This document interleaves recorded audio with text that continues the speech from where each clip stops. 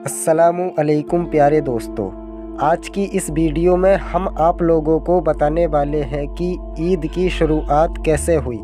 प्यारे दोस्तों, माह रमज़ानुल मुबारक के तुरंत बाद अल्लाह तबारक व तआला हम मुसलमानों को ईद मनाने का मौका देता है। यानी कि रमज़ानुल मुबारक के गुज़रने के तुरंत बाद हम सब मुसलमान ईद मनाते हैं। क्या आपने कभी ये सोचा है कि हम मुसलमान ईद क्यों मनाते हैं? मुसलमानों में ईद मनाने की शुरुआत कब और कैसे हुई, और दुनिया में सबसे पहली ईद कब और क्यों मनाई गई?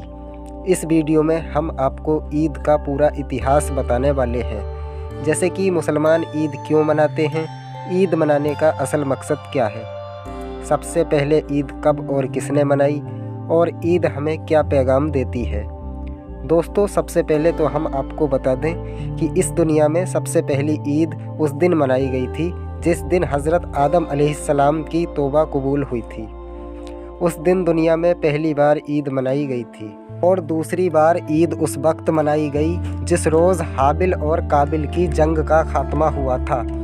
इसके अलावा हज़रत इब्राहीम अलैहिस्सलाम की कौम ने उस रोज़ भी ईद मनाई थी जिस रोज़ हज़रत इब्राहीम अलैहिस्सलाम पर नमरूद की आग ठंडी हो गई थी, जबकि हज़रत यूनुस अलैहिस्सलाम की उम्मत ने उस रोज़ ईद मनाई थी जिस रोज़ हज़रत यूनुस अलैहिस्सलाम को मछली की कैद से रिहाई मिली थी।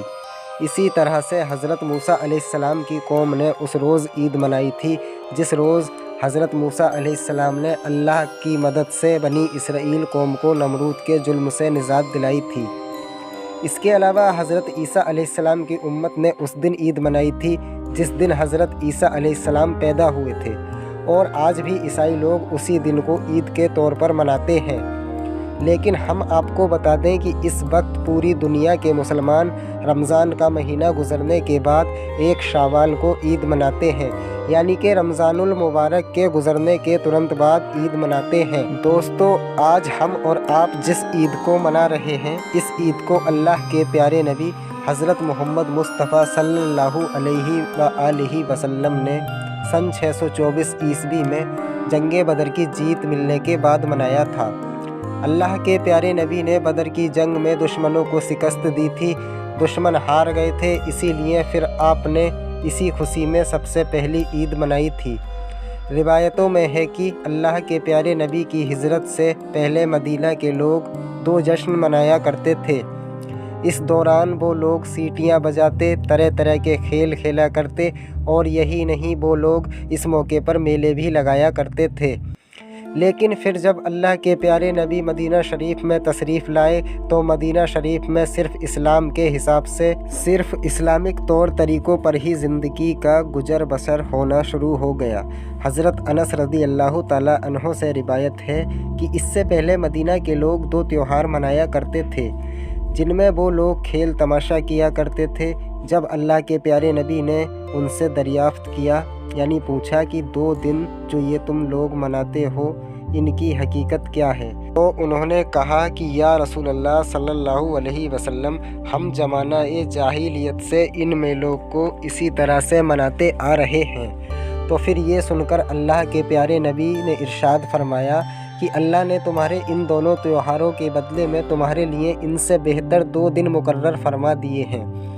पहला दिन ईद उल अज़हा का है और दूसरा दिन ईद उल फ़ितर का है। दोस्तों, अब हम आपको बताएंगे कि मुसलमान ईद उल फ़ितर क्यों मनाते हैं, यानी कि ईद उल फ़ितर की शुरुआत कब हुई, जिसको हम रमज़ान ईद के नाम से जानते हैं। याद रखिए कि इस्लाम का महीना इस्लामिक कैलेंडर के हिसाब से 9वां महीना है, जो सबसे मुबारक और पाक महीना है।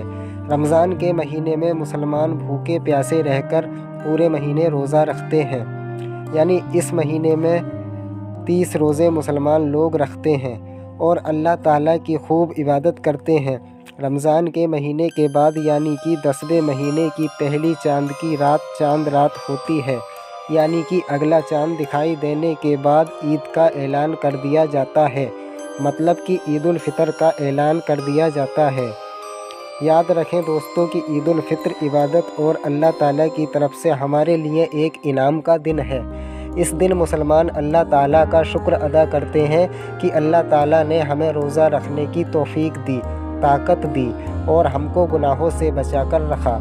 دوستو یہ بھی ہم آپ کو بتا دیں کہ رمضان المبارک کے مہینے میں ہی قرآن پاک نازل ہوا تھا، یعنی رمضان المبارک کے ہی مہینے میں قرآن پاک اتارا گیا تھا۔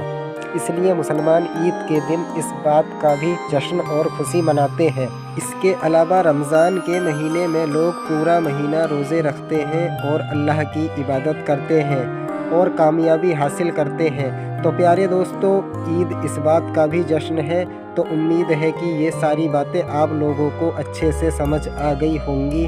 اللہ تبارک و تعالیٰ سے دعا ہے کہ اللہ تعالیٰ ہمیں اور آپ کو نماز پڑھنے کی توفیق عطا فرمائے، آمین یا رب العالمین۔ تو اس ویڈیو میں بس اتنا ہی، ملتے ہیں پھر ایک نئی ویڈیو کے ساتھ، تب تک کے لیے اللہ حافظ۔ اگر ویڈیو اچھی لگی ہو تو ویڈیو کو لائک اور شیئر ضرور کریں۔